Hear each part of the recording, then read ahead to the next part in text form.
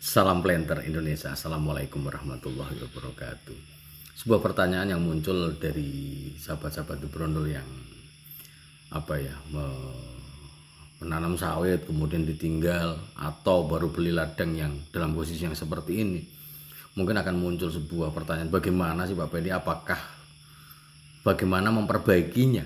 Maka izinkan Brondol menjelaskan bahwa di dalam dunia perkelapa sawitan itu bahwa ada yang namanya stunting tanaman ataupun stagnasi pada tanaman itu sendiri. Ketika lama tidak dirawat kemudian atau membeli kebun yang sudah rusak dengan posisi tanaman yang seperti ini, mungkin kita akan berpikir bagaimana sih, apakah bisa diperbaiki atau tidak. Maka The Brondol akan memberikan sebuah pandangan kepada sahabat-sahabat The Brondol yang sedang menghadapi masalah yang sedang dihadapi dengan kondisi yang seperti ini. Maka yang pertama adalah ketika membeli bibit membeli lahan kelapa sawit dengan posisi yang seperti ini, apakah mau diperbaiki atau tidak. Yang pertama adalah kita harus tahu dulu apakah bibit ini adalah bersertifikat atau tidak, ataukah bibit ini itu unggul atau tidak. Karena ketika tanaman ini kita sudah berkorban banyak waktu dan biaya pemupukan dan semuanya, kemudian tanamannya ternyata isinya hanya dura saja, maka kita akan sia-sia. Kenapa? Bahwa kalau kita menanam dura, kemungkinan dia bibitnya abal-abal ataupun bibit cabutan. Ketika itu terjadi, maka pada suatu saat nanti kita akan mengalami stagnasi yang cukup panjang. Itu yang pertama. Artinya memperjuangkan sesuatu yang hasilnya kita belum tahu, maka ya nggak usah kita perjuangkan, kita ganti saja. Itu yang pertama. Yang kedua, jika memang bibitnya bagus Pak Pendi, apakah perlu dilanjutkan atau tidak? Maka jawabannya adalah ketika bibitnya memang dia bibit bersertifikat, apakah dari BPKS, Sokvin ataupun yang lainnya, maka sekali lagi sahabat The Brondol, parameter yang menjadi panduan untuk dalam perawatan kelapa sawit itu sendiri adalah jumlah pelepahnya. Pelepah kuning, pelepah merah mungkin masih bisa diperbaharui dengan cara sistem pemupukan yang sesuai, karena bahwa mungkin lama nggak dirawat, maka asupan gizi ataupun unsur hara yang diberikan untuk tanaman kelapa sawit mungkin bahkan defisit atau kurang. Ketika ini terjadi, maka tinggal kita melakukan pemupukan. Jadi yang penting bibitnya itu adalah bibit bersertifikat dulu, yang mungkin kita akan menghasilkan sesuatu yang lebih hebat di kedepannya. Itu. Nah, ketika kondisi tanaman seperti ini, oke, kita rawat. Berapa lama Pak Pendi akan bisa akan terjadi perbaikan? Kalau untuk vegetatif tanaman sahabat The Brondol, maka waktu yang diperlukan misalnya untuk perbaikan pelepah yang semakin menghijau, kemudian batangnya semakin membesar dan sebagainya, itu bukan bahwa mungkin kalau untuk hijau daun mungkin butuh waktu 2 bulan sudah cukup. Dengan pemberian nitrogen yang cukup, dia akan berubah menjadi hijau kalau memang dalam kondisi tanamannya adalah hanya warnanya saja yang berubah. Tapi kalau jumlah pelepahnya saja sudah tidak cukup, misalnya kalau tanaman yang digambar ini kan cuma warnanya kuning saja, artinya merah kemerahan karena mungkin nitrogen tidak masuk dalam jangka waktu yang cukup panjang. Akan tetapi jika memang lahannya basah, kemudian jumlah pelepahnya kurang, wah ini yang agak susah mendeteksi bagaimana. Karena kondisi perawatan ini bukan hanya masalah pupuk saja, bisa jadi lahannya sendiri yang harus diperbaiki.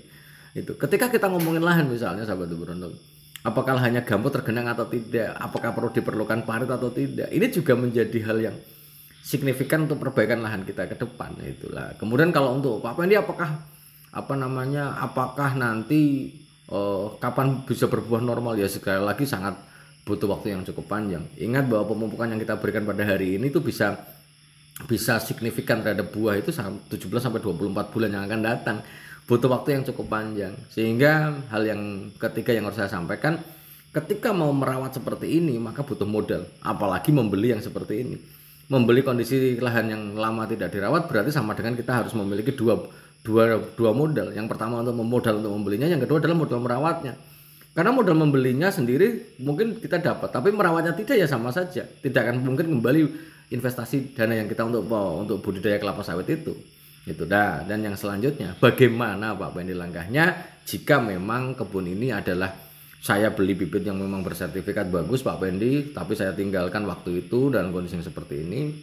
Kemudian langkah apa yang dilakukan? Yang pertama adalah pastikan bahwa pelepah yang kering itu dihabisi dulu aja.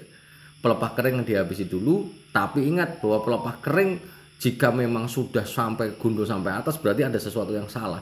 Bisa jadi lahannya tergenang yang harus kita bikin parit supaya airnya keluar dulu. atau dia lahannya pH-nya rendah sekali, nanti mungkin dengan sistem pengapuran pembelian dolomit atau kapur pertanian mungkin akan kembali pulih. Ini juga menjadi hal yang penting. Jadi yang pertama adalah bersihkan dulu lahannya, kemudian pruning yang kering dihabisi, baru kita melakukan pola pemupukan. Jangan tergesa-gesa untuk bisa melakukan pola pemupukan tanpa adanya perawatan awalnya, yaitu dibersihkan lahannya dulu, kemudian dilakukan pruning yang kering itu sendiri. Nah, ketika kita melakukan pola pemupukan yang harus dilaksanakan, maka sahabat The Brondol misalnya seperti inilah. Kita akan melihat kenapa kalau tanaman kayak gini masih bisa nggak sih Pak Pendi? Sekali lagi, jika jumlah pelepah ini yang tadi saya sampaikan, ketika pelepahnya ini buahnya, ini pelepahnya pada kering-kering ini bisa jadi bahwa memang lama nggak dirawat ya bisa, ataupun hanya malah basah. Bisa karena kondisi perakaran yang tergenang, maka dia akan mungkin mengalami pengeringan yang seperti ini. Atau mungkin atasnya kering tapi dalamnya perakarannya ada cukup basah, mungkin juga terjadi. Maka yang kering ini habisi saja semuanya. Kemudian pastikan apakah faktor pembatasnya itu apa. Kalau memang tidak ada, misalnya airnya cukup, tidak tergenang dan sebagainya, ya udah kita tinggal pola pupuk. Lah, ketika kita melakukan pola pupuk sahabat The Brondol, hal yang harus ketahui dulu. Kita pertama adalah kita harus tahu lahan kita itu gambut atau mineral. Nah, ini gambut atau mineral. Kalau kita gambut maka kita pakai program gambut, kalau kita mineral maka pakai program mineral. Kalau gambut maka kita tidak bisa menggunakan pupuk yang bereaksi asam. Itu kalau misalnya pupuk tunggal kan kita harus ada dolomit, rok fosfat, urea, KCl.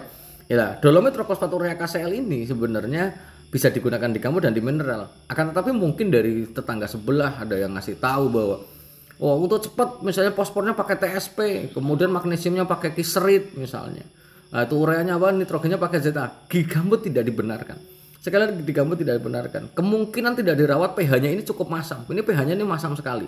Ketika dia pH-nya masam, dipupuk apapun tidak akan bergerak. Karena bahwa kondisi pH ataupun kondisi keasaman ini akan sangat berpengaruh terhadap ketersediaan unsur hara itu sendiri. Ketika dia memang gambut, maka jangan menggunakan yang bereaksi asam. Hindari TSP, hindari ZA, hindari kiserit. Maka menggunakan adalah dolomit, rok fosfat, urea, KCl. Begitu juga mineral. Kalau mineral bebas, karena dia pH-nya mungkin relatif agak tinggi ataupun tidak rendah sekali karena material gambutnya nggak ada, maka apakah dolomit, rok fosfat, urea ya bisa saja. Akan tetapi misalnya fosfatnya saya mau pakai RP Pak Pendi, tapi pakai TSP boleh, nggak ada masalah. Seperti itu. Nah, ini gambut. Nah, kemudian sahabat The Brondol semuanya, dalam menakar sebuah pupuk yang dosis yang mau diberikan, jangan hanya berdasarkan waktu saja. Jangan berdasarkan umurnya. Karena kalau kita berdasarkan umurnya, maka mungkin dari sahabat-sahabat The Brondol akan berbicara, Pak Pendi, saya punya sawit tidak dirawat umurnya 8 tahun. Saya tidak akan mungkin ngasih dosis 8 tahun, itu tidak mungkin. Biasanya akan saya tanya dulu tanamannya seperti apa. Bisa jadi bahwa tanaman yang ada di gambar ini adalah umurnya sampai 6 tahun. Kalau ini 6 tahun kita kemudian kasih dosis sampai dolomit 3 kg, kemudian ureanya sampai 2, ya percuma saja. Karena kita harus melakukan perbaikan relatif lebih slow dulu sampai dia terjadi perbaikan fisik tanamannya. Kalau tidak, ya kita percuma, kita buang-buang itu. Jadi lebih bagus agak mundurkan dikit lah waktunya. Artinya bahwa dosis yang diberikan tidak disesuaikan dengan umur tanaman, tapi berdasarkan pada kondisi tanamannya. Misalnya kayak gini, dolomitnya berapa Pak Pendi? 1,5 sampai 2 kilo dulu. Kemudian rok fosfatnya 1,5 kilo misalnya, atau 1 kilo dulu ya nggak apa-apa. Ureanya 1 kilo dulu, KCl-nya 1 kilo dulu, yang nanti kita akan ulangi di semester yang kedua, sehingga terjadi perbaikan secara tubuh tanaman itu sendiri. Kalau toh tubuh tanaman ini belum terjadi recovery, perbaikan, kita kasih pupuk banyak-banyak juga percuma. Dan yang paling penting ingin saya sampaikan, bahwa pastikan dalam perbaikan tanaman kelapa sawit kita, maka pastikan pH yang menjadi utama. Mungkin bagi para petani berpikir bahwa pH ngopo pH. Salah, pH adalah yang utama. pH akan menentukan arah apakah unsur hara itu akan bisa diserap secara optimal atau tidak. Misalnya pH-nya tuh 3,5 Pak Pendi. Apakah bagaimana pupuknya, sebanyak apapun kita tumpahkan pupuknya, jika memang pH-nya 3,5, maka unsur hara tidak dalam kondisi siap tersedia untuk diserap oleh tanaman kelapa sawit. Sehingga harus hati-hati ini. Maka awal dalam perawatan kenapa dolomit salah satunya itu. Salah satu yang harus kita jelaskan, salah satunya itu. Sehingga hal ini menjadi apa ya? Menjadi penting di dalam budidaya kelapa sawit kita. Nah, kalau misalnya pakai NPK Pak Pendi, ya gambut sama mineral hampir sama.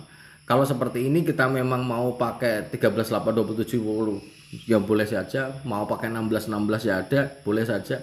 Atau 15 15 juga boleh saja. Karena bahwa kita membutuhkan dalam jangka waktu dekat selama 6 bulan ke depan misalnya perbaikan secara fisik dulu. Nanti pelepahnya menghijau, mekar kembali, kalau tuh berharap buah, jujur Mas agak panjang. Mungkin itu aja dulu yang dapat saya sampaikan. Ini. Kalau dosisnya sekali lagi mundurkan saja sesuai dengan umur tanamannya.